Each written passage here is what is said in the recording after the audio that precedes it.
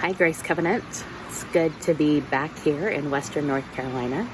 After last week, I was in Tucson, Arizona, visiting our youngest as she continues to serve there in the borderlands doing home improvement for low-income housing.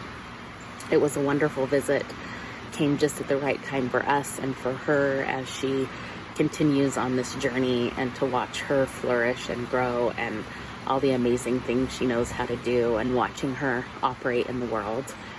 It was also my husband and I's first venture out into the world, beyond the grocery store, beyond going into the office now and then. And it was overwhelming. People everywhere, being in a plane with a full plane, figuring out how to navigate that space again. Spaces that were very familiar to me at one point and feel both familiar and very unfamiliar. Recognizing how little practice I've had this year in being in those spaces, and also the joy of seeing Justin's mother and stepfather for the first time in over a year and being able to hug them.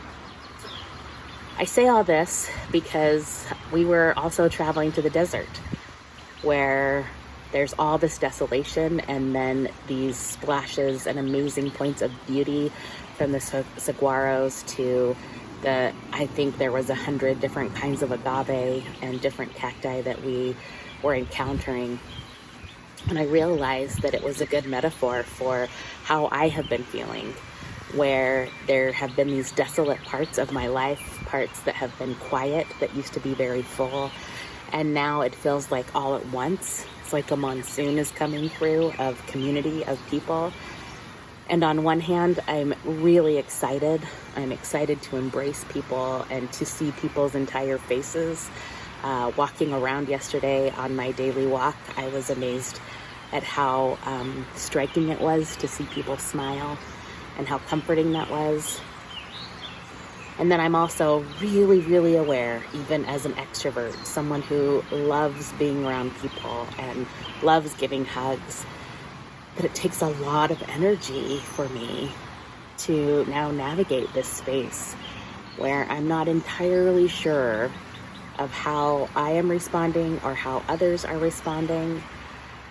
So I guess I'm saying all of this to you because I think all of us are navigating new space that used to be desolate, that is filling up quickly, some to things that we welcome, and maybe we're falling back into old patterns of being.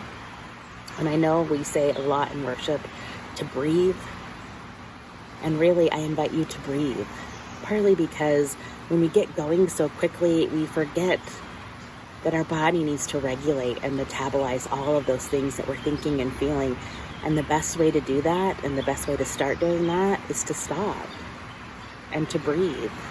Sometimes we don't even recognize that we're not breathing deeply. And it's a way for us to pull our shoulders back, to understand how we're feeling, to try to identify the feelings that we're feeling, and to let others know what we need as we navigate those things.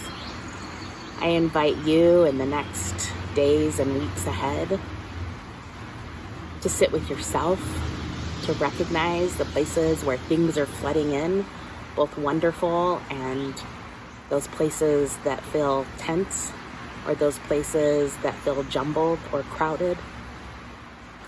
Let's sort this out together. We do look forward to being in community with you, and we want to do our very best to be safe, and that's going to take a lot of navigation. But I also know that all of you are navigating just like I am, trying to figure out what patterns I want to fall back into, and those places where I want to pave a new road or a new way of being. So I invite you, friends, breathe. Find a new rhythm, even in the midst of things crowding, masks being off, masks being on, places that seem safe but also dangerous at the same time. Pray for me. I will be holding you in prayer as we breathe as we navigate new space.